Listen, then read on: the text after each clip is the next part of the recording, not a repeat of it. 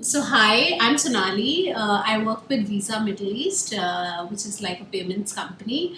Now I did this course in Python, especially with Ambeone, and the reason for that was because it's a new age technology. Almost everybody in my bank was doing it, and I thought I should upskill myself in the data science space, and I should do this course. And that is why I enrolled for this course. And now that the course is completed, it was almost like a 3 to 4 month long course, and now that it is completed, it has extremely helped me, given the fact that I could, from the basics to the advanced machine learning aspects, it covered everything.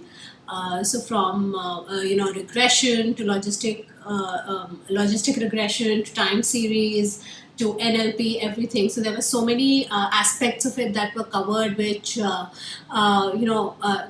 you've only heard of but you're not aware of. So this course just gave me that platform to learn to do this machine learning kind of algorithms through Python, through a new language.